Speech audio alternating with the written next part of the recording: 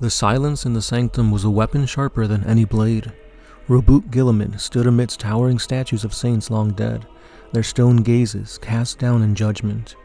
The vaulted ceilings of the shrine were cloaked in incense smoke, and whispers of litanies chanted by serval skulls drifted around like mournful spirits. It was here, in the heart of the ecclesiarchal sanctity, that the confrontation became unavoidable. She arrived clad in glory. Morven Val strode into the shrine with the righteous fury of a living martyr. Her paragon warsuit, Purgator Mirabilis, echoed through the crypt with every step, like the hammer blows of divine wrath. The power halberd Rex Sanctus was held low, but not at rest. Her eyes, beneath the crown of her station, were not bowed to a Primarch. "Why have you desecrated this sanctum, Lord Guilliman?" she asked, her voice a steel prayer. Guilliman turned, his face pale under the glow of stained glass light, lips drawn in a grim line. He held the Emperor's sword, its flame subdued, as though reluctant to burn in such a holy place. "I seek truth, Abbess, not theater. I did not come to kneel before statues, but to speak to the soul of the Imperium." She leveled her halberd towards him. "The soul of the Imperium is faith, not your cold logic. The ecclesiarchy does not answer to a relic from a dead age." He advanced, slowly. "And yet I was entrusted with the will of the Emperor himself. Do you not feel his hand in my return?" "Only the God Emperor judges such things," she growled, stepping into a striking rage. "And he is silent." The tension shattered. Val surged forward, her warsuit's turbines howling. Guilliman barely brought his sword up in time. The halberd crashed into his parry with a thunderclap, force reverberating through the shrine. Stone saints cracked and fell as they fought. Flame met relic blade. Guilliman's strikes were precise, practiced, but Val was a whirlwind of divine wrath. Her paragon suit roared with the power of sacred machine spirits, its adamantine limbs shrugging off even the Primarch's strength. She drove him back, blow after blow. "You seek to unravel the cult, to dethrone faith," she shouted between strikes. Guilliman grunted, parrying and twisting, then slamming a boot into her chest plate, driving her into a pillar. "I seek to save humanity from ignorance, even from the lies it clings for comfort." The ceiling groaned. Holy relics tumbled from alcoves. Serval skulls wailed as the battle raged. But Val rose again, blood coming out of her mouth. "If faith must burn to preserve your truth," she whispered, "then we are already damned." She lunged. Rex Sanctus pierced his side. Ceramite cracked, and Guilliman snarled. Blood of a demigod hissing on the shrine floor. His counterstrike was not elegant, it was fury. The Emperor's sword roared to life, engulfed in golden fire. He struck her warsuit's pauldron, shearing through plating and setting auto-blessed parchment ablaze. They both reeled, and in the pause, breathless, scorched, broken, the shrine fell silent again. They stood, weapons lowered now, not in truce but in mutual recognition. "Your faith is indeed a fire, Val," Guilliman said hoarsely, "but fire alone cannot light the way through the void." Her breathing was ragged. "And your reason is a blade, Primarch, but blades do not save souls." Above them, the shattered face of a saint stared down from a broken window, caught between firelight and shadow. Neither won, and the war for the soul of the Imperium raged on. What is up, guys? It's the Sound Alchemist, part of One Mind Syndicate, and today I'm back to talk about Warhammer 40K. So this was just a mock scenario that I had created just to kind of give us an inkling as to how strong these Primarchs are when they go toe-to-toe. Now, of course, they weren't going full-on trying to kill each other, they were merely testing each other's resolves, because these two are some of the most important High Lords of Terra out there. Guilliman is a Primarch. He is all about logic, and he's basically the one leading the Imperium towards their salvation, essentially. He's the one in charge of everything right now. But just below him are the High Lords. Guilliman himself is a High Lord, but he's slightly above the rest. So here we see Morven Val, the leader of the Sisters of Battle, and one of the High Lords who is also tasked to save humanity.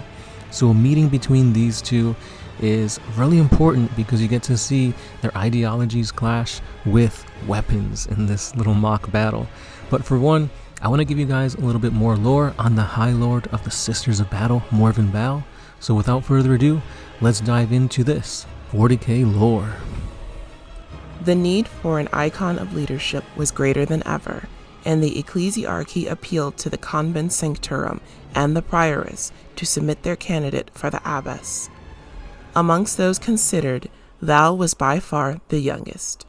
She was an aggressive and selfless Celestian superior of the Order of the Ancient Shroud, whose dedication in the face of monstrous onslaughts had earned her the approval of her somber order.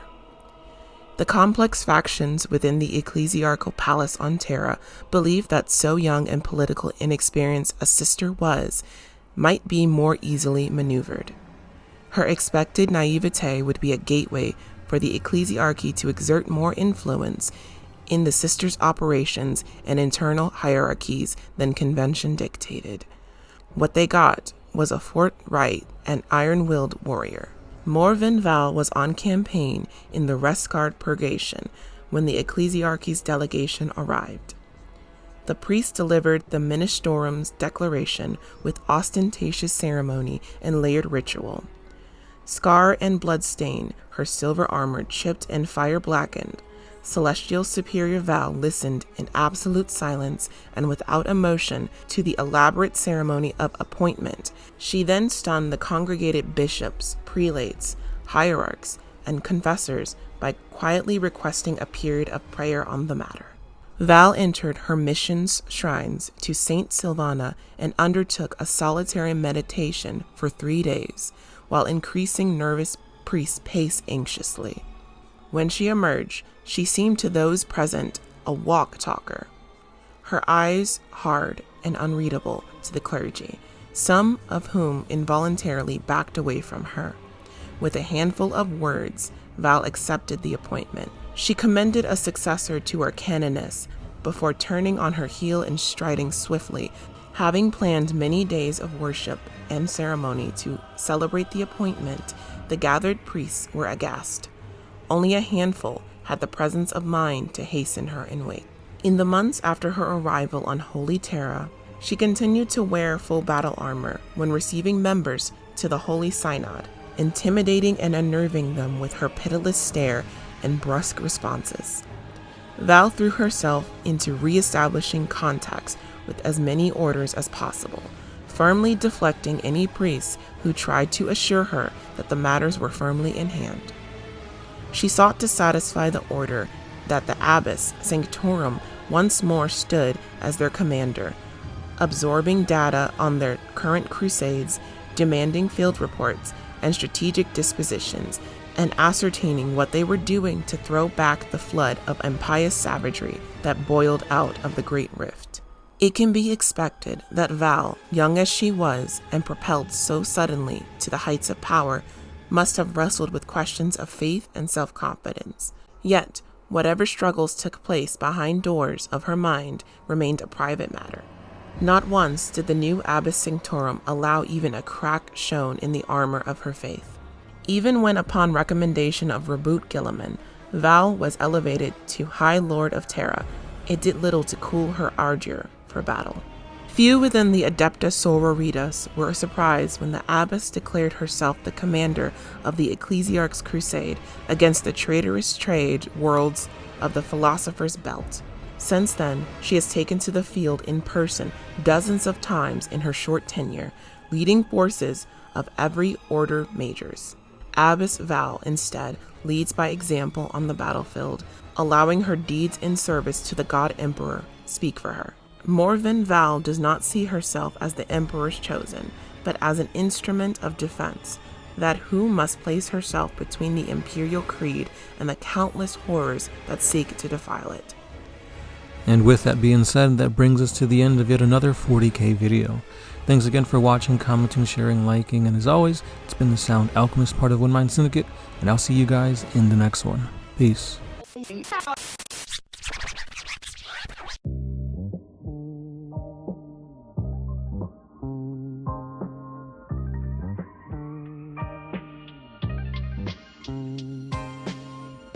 Oh, if you